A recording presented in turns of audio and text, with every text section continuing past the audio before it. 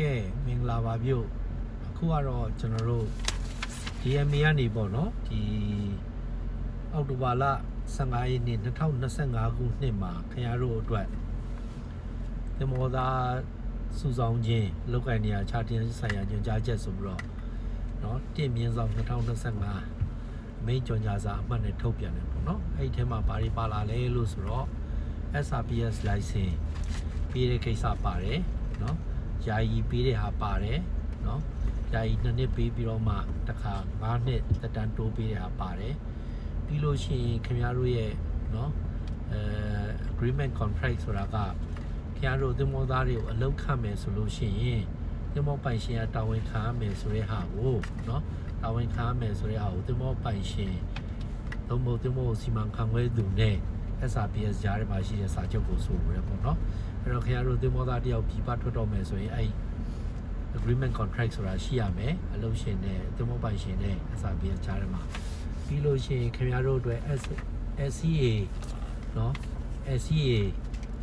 အလုပ်ခံခြင်းစာချုပ်ပါမယ်နောက်တစ်ခါ CBA ဆိုတဲ့ဟာရှိရမယ်ပေါ့နော်ပြီးလို့ရှိရင်ခင်ဗျားတို့ဒီခုနပြောတဲ့ခင်ဗျားတို့ရဲ့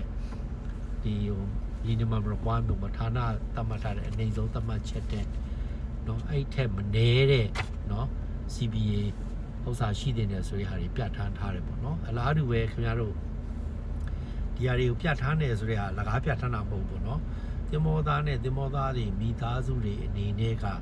အခုကျွန်တော်ပြောတဲ့အချက်တွေပေါ့နော်agreement contract ဆိုတဲ့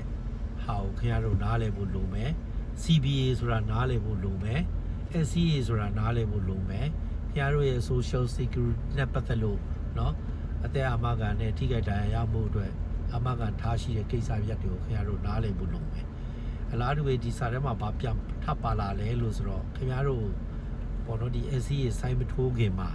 ဒီ SRPS ကခင်ဗျားတို့အဲ့ဒါတင်ချာနားလည်အောင်ရှင်းပြရမယ်ဆိုတော့ညွှန်ကြားချက်ပါလာတယ်ပေါ့နော်အဲ့တော့ခင်ဗျားတို့အနေနဲ့ကျွန်တော်တို့ကအကြံပြုတိုက်တွန်းလိုတာကခင်ဗျားတို့အဲ့ SRPS ကိုသွားပြီဆိုတာနဲ့เนาะအလောက်ခံမယ်လို့ပြောတာနဲ့ခုနပြောတဲ့ SCA ကိုကျွန်တော်ကိုကြိုဖောက်ခွင့်ပြုပါနားလည်အောင်ရှင်းပြပါပြီးလို့ရှိရင်ဟဲ့လားအဲ့ဒါမှခင်ဗျားတို့လက်မခံနိုင်ဘူးဆိုစိုင်းမထိုးနဲ့ပေါ့ဗျာလက်ခံနိုင်တယ်ဆိုလဲထိုးကြပေါ့เนาะဒါပေမဲ့စိုင်းထိုးပြီးသွားပြီဆိုလို့ရှိရင်တော့ခင်ဗျားတို့ SCA မှာပါတဲ့အချက်လက်ကိုသိချာနားမလည်ဘူးဆိုရင်မကောင်းတဲ့ချက်တွေရေးထားရင်ခါမှခင်ဗျားတို့ရဲ့ဆိုတာကိုတော့ကောင်းတဲ့ထည့်ထားစီခြင်းတယ်ပေါ့เนาะအဲ့တော့အခုကျွန်တော်တို့ SCA နဲ့ပတ်သက်လို့ကျွန်တော်တို့ရှိလာတိုင်းတဲ့အမှုတွေမှာမူမမှန်မဲနဲ့လောက်ထားတဲ့ SCA ပုံစံတွေအများကြီးပဲတွေ့ရတယ်ပေါ့เนาะစိတ်တော့မကောင်းပါ